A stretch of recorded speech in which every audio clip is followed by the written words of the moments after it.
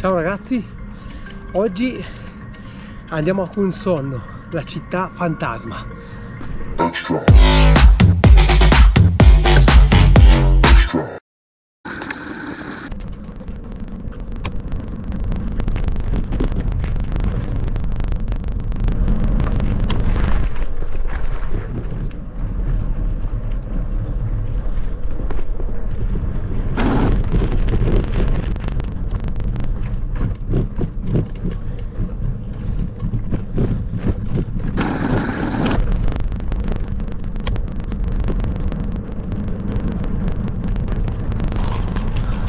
Eccoci arrivati a Consonno.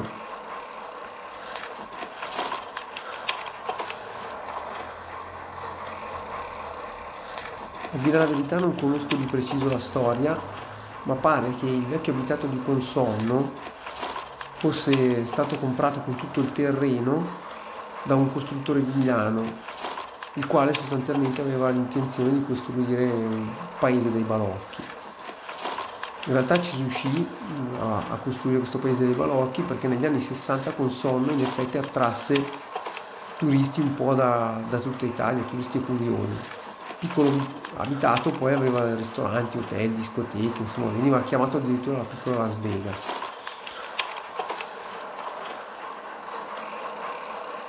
Ecco, intanto godiamoci il panorama, non so se riuscite a vedere. C'è tutta la valle dell'Adda, eccola qua, la valle dell'Adda, adesso è coperta da queste piante, ma in inverno da qui si gode di una vista veramente meravigliosa. Vi dicevo, sfortuna vuole che una frana prima e poi una seconda a breve distanza causarono la chiusura della strada di accesso a Consonno, quella che partiva da Olginate, che era la più comoda ed è quella, per intenderci, che ho percorso io oggi. Questi eventi, ovviamente, oltre al graduale disinteresse delle persone, perché chiaramente una volta finita la novità, insomma, l'interesse calò, portarono Consonno ad essere abbandonato, insomma.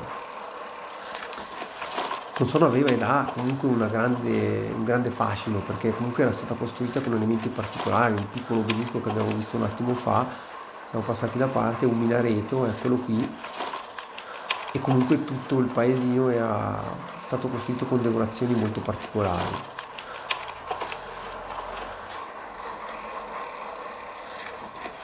Adesso andiamo verso il cimitero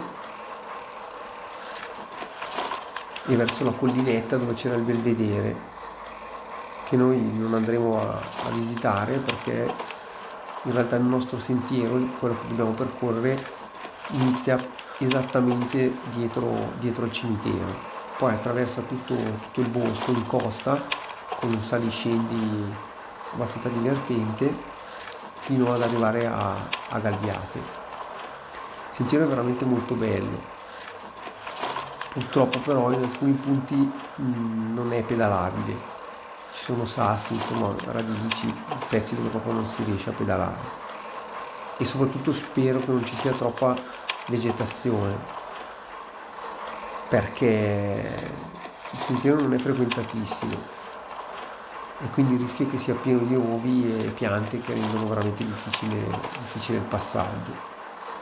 La parte iniziale è stata modificata recentemente, presumo dalla protezione civile, e quindi è stata allargata e anche un po' rovinata, a dire la verità, però quella sicuramente non è piena di vegetazione, questo è un vantaggio.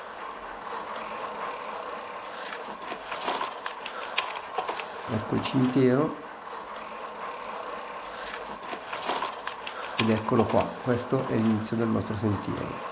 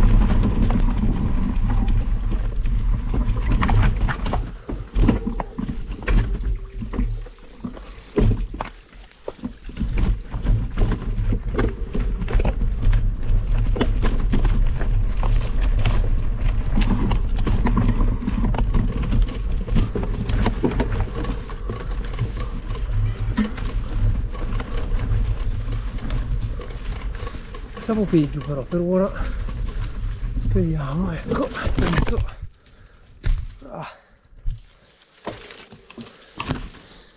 Diciamo che è più magari un percorso invernale, perché risulta essere più pulito. Allora, si fa.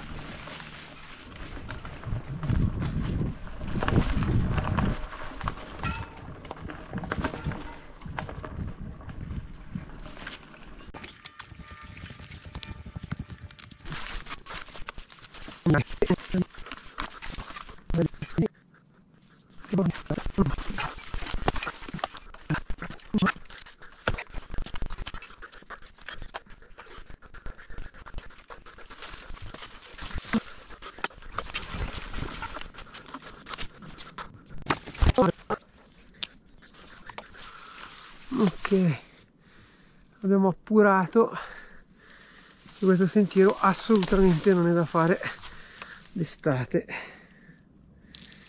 bisogna aspettare assolutamente l'inverno, anche perché tanto non è alto. Mamma mia ragazzi, che incubo, aia, mi sto anche facendo malissimo.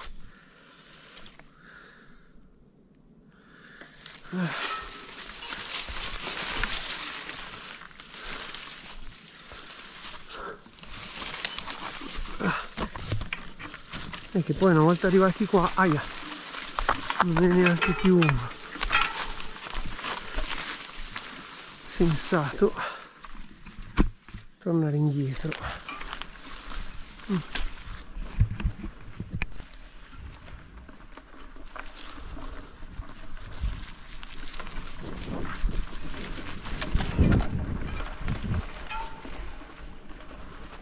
Mamma mia, oggi è peggio del solito addirittura.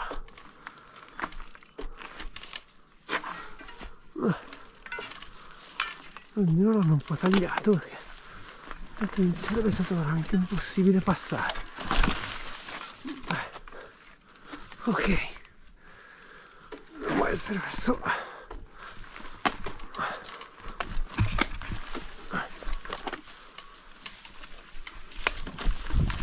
la fine.